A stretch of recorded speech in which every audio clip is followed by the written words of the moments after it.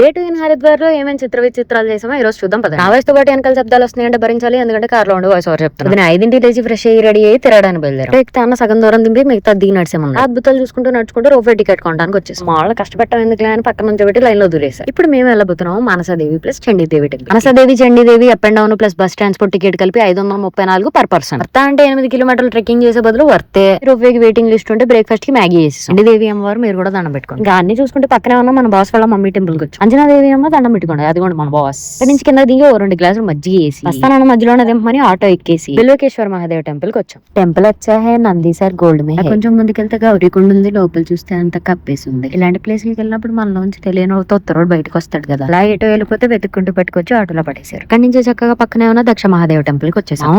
దక్ష ప్రజాపతి ఎవరో తెలుసుకున్నారు. పొందడానికి సతీదేవి యజ్ఞంలో దూకడానికి, విష్ణుమూర్తి సతీదేవిని 51 మొక్కలుగా ఖండించడానికి అన్నిటికీ మూల కారణం ఈయన. నాలో ఉన్న దూలేశ్వరం మళ్ళీ మేలుకున్నాడు. వద్దన్న గంగలో ఉన్నాడు, కళ్ళజోడు కింద పడుతున్నాడు. బయటికి నేను చేసే కార్యాలన్నీ చూసి చూసి మీకు కూడా అలవాటైపోయి ఉంటుందండి. ఇంకప్పటికే మధ్యాహ్నం 12 అయ్యి ఓపిక లేదురా బాబు అంటే రిలాక్స్ అవడానికి రూమ్ కు వెళ్తారు. మధ్యలో ఈ సహస్రాకి చెప్పులు కొని 1కి 2 బొండాలు చెప్పిన కొబ్బరి నీళ్ళు తాగేసి చల్లగా రూమ్ వచ్చి పడుకున్నాం. చేస్తే సాయంత్రం 4:30 వేద్దామని 5:30 ఇచ్చి ర్యాపిడ్ బుక్ చేసుకుని కబగబా పరిగెట్టం మొదలు. ఎక్కడికి రాయ్యా అంటే హరికి పౌరికి. నన్ను గంగారతి మిస్ అయ్యాను, ఈ రోజు కూడా మిస్ అయితే అట్ట అసలు హరిద్వార్లో చూడాల్సిందే. అది ఏంటో మా చిన్నప్పటి నుంచి నీళ్ళు చూస్తే అసలు మన ఆగనే ఆగదు, వెళ్ళి దూకేయాలనిపిస్తుంది. మీకు కూడా అంతేనా? ఈ జన సముద్రాన్ని చూసి అసలు గంగారతి చూస్తానో లేదు అనుకున్నా. అట్లాంటి దేవుడి దేవాలో ఫ్రంట్లో తిరిగేసిన మాము.